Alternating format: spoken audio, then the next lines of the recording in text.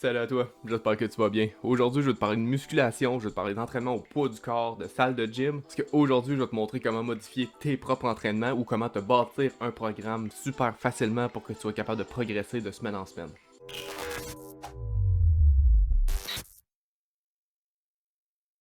Faut pas oublier à la base qu'un bon entraînement va t'aider à diminuer les risques de cancer du côlon, les risques de maladies cardiaques, va t'aider à lutter l'hypertension et l'obésité et même le diabète de type 2. Ça l'aide beaucoup à lutter contre les signes de dépression aussi et à te bâtir une meilleure confiance en toi.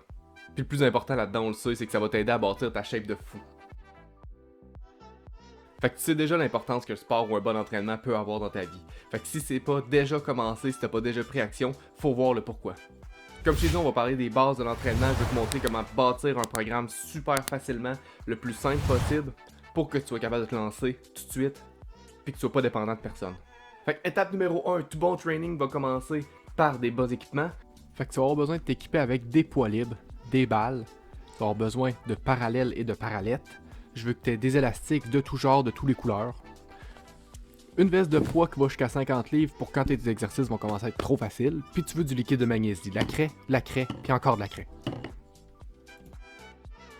Faut que tu t'équipes le plus possible, faut que tu en aies tout bord du côté, puis puisses savoir quoi en faire. Puis seulement, et seulement après que tu aies pris tous tes équipements, puis que tu aies au moins dépensé pour un bon 5 à 600$, pas moins, seulement là, tu vas avoir le droit d'arrêter par manque de motivation.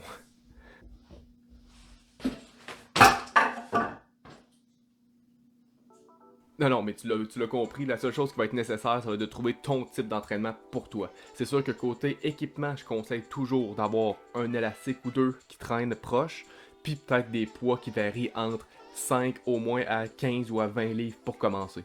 Pour quelqu'un qui commence, je vais toujours te suggérer de la body and musculation. C'est ce qui est le plus facile, le plus accessible, puis ce qui est le moins casse-tête. Ça reste, à mon sens, la meilleure solution pour commencer. Si c'est la première fois que tu t'entraînes, faut que tu portes attention, tu veux absolument commencer avec un entraînement de full body. Ce que je veux dire par là, c'est que tu veux faire le corps au complet à chaque training. Commence pas à séparer tes muscles. Une journée de biceps, une journée de dos, une journée les jambes, ça sert strictement à rien dans ton cas. Commence par te faire une bonne fondation, puis après ça on va pouvoir progresser. Puis ça va aussi pour les gens qui ont commencé à s'entraîner il y a pas très longtemps, peut-être dans la dernière année ou les derniers 2 ans, puis qui n'ont pas fait cette étape-là encore. Retourne en arrière puis recommence par le full body, ça va vraiment t'aider par la suite. Puis d'une manière ou d'une autre, on parle de environ 3 à 4 trainings par semaine minimum. Bon, le cardio. Le cardio, est-ce qu'il faut que tu en fasses? Est-ce qu'il faut pas en faire? Est-ce qu'il faut le faire avant? Est-ce qu'il faut le faire après? Est-ce que je le fais séparer de mes trainings? Est-ce que je le fais à jeun le matin? Franchement, si tu commences le cardio, casse-toi pas la tête avec ça. Tu veux en faire?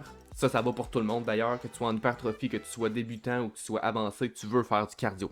Le fait que le cardio brûlerait ta masse musculaire, on va mettre un frein à ça tout de suite, c'est pas vrai. Oui, il va avoir un genre d'effet catabolique. C'est-à-dire que c'est difficile pour le corps de garder sa masse musculaire. C'est pas la première chose que le corps va garder. Mais ça veut pas dire non plus que le corps veut pas de muscle puis qu'il veut s'en débarrasser au plus vite. Donc c'est sûr que faire un gros entraînement intense de cardio suivi d'un entraînement intense de muscu, je recommande pas ça.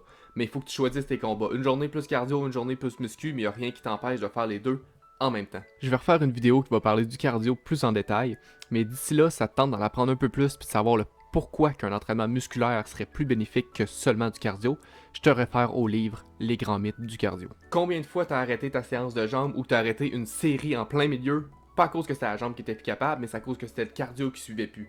Trop chaud, trop essoufflé, plus capable d'avancer, mais à cause du cardio. Je te le répète, ton cardio, tu en as besoin, autant pour devenir plus gros, plus en shape ou plus en forme. Fais ton cardio, fais-le quand tu veux, mais fais-en. Quand on regarde les coureurs ou les athlètes de haut niveau qui sont habitués à faire du cardio à long terme, on voit que le corps s'est habitué en fait à garder la masse musculaire. Le corps a compris, s'est adapté pour dire que cette partie musculaire-là, j'en ai besoin.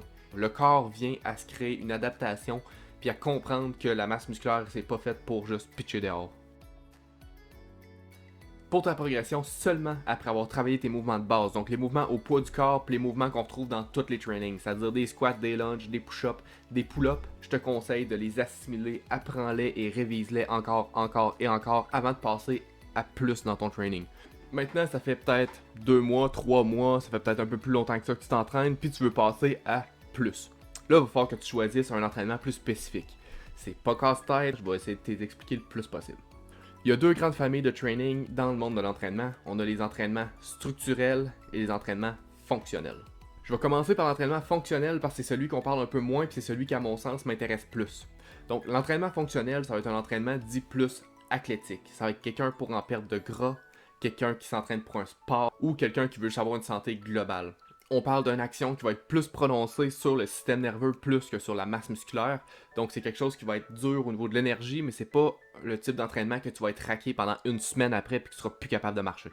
Dans ce type de training-là, on va favoriser les mouvements qui sont polyarticulaires. Donc je ne ferai pas juste faire un exercice de câble qui va juste venir chercher mon pectoraux. Je vais peut-être plutôt faire un exercice de push-up qui va faire pectoraux, épaules, un peu de biceps, un peu de triceps, que je vais recruter plus de muscles, plus d'articulations différentes dans un même mouvement. Pour l'intensité au niveau de l'entraînement fonctionnel, on peut y aller de différentes façons.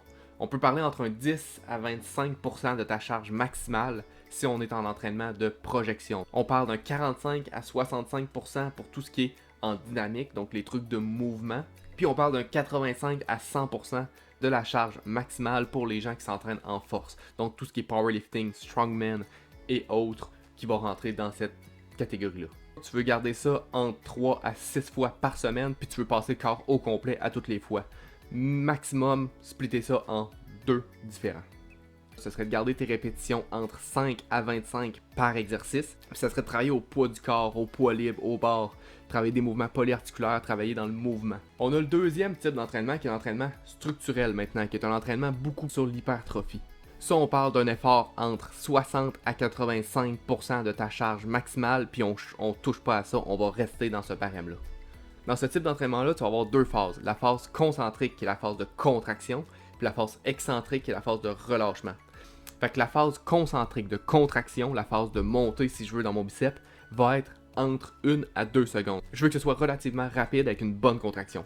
La phase excentrique, elle, que je vais relâcher, je veux garder ça techniquement entre un 3 à 6 secondes. Fait que je relâche beaucoup plus lentement que ma contraction. Pour l'entraînement structurel, lui, on parle de 1 à 2 fois semaine par groupe musculaire. Fait que je fais mon biceps 2 fois par semaine, je fais mon chest 2 fois par semaine, etc.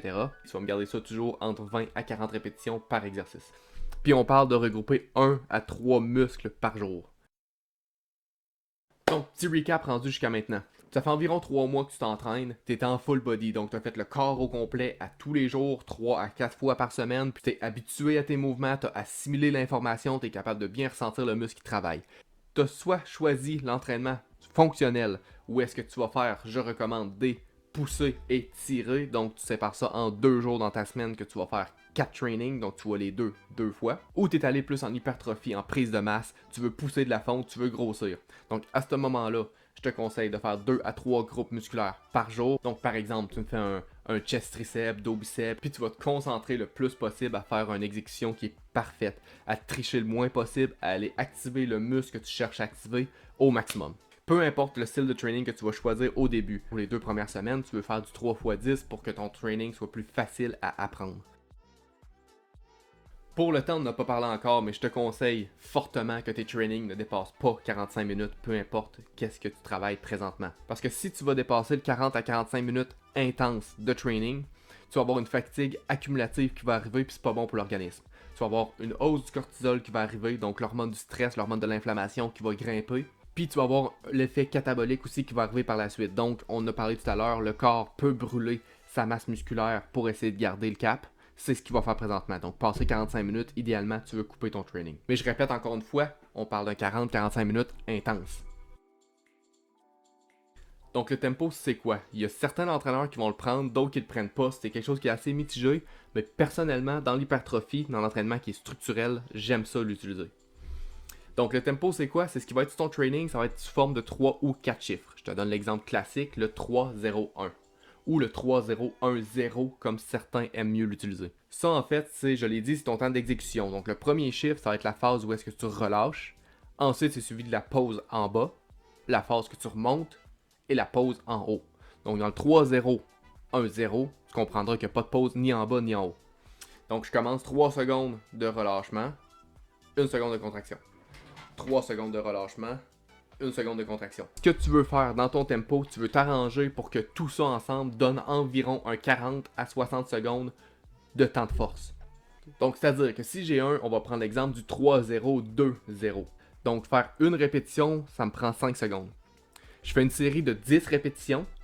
10 répétitions en 5 secondes chaque me donne 50 secondes. Je suis entre mon 40 à 60 secondes. Je suis correct. Donc, c'est comme ça que tu vas pouvoir varier ton nombre de répétitions. Tu veux faire plus de répétitions, descends le tempo. Tu veux faire moins de répétitions, augmente le tempo. Tu vas pouvoir changer tes poids et ton intensité de cette manière-là, toujours en respectant le barème que tu vas t'avoir donné pour ton entraînement type. Fait que finalement, tu le vois, c'est une manière de varier nos entraînements. Tu peux augmenter tes poids, diminuer le tempo, augmenter le tempo, diminuer les poids, augmenter le temps que tu forces ou le diminuer toujours en respectant ce barème-là. Fait que maintenant, tu es censé connaître ton training, tu es censé connaître le comment que tu vas t'y prendre pour améliorer ta situation.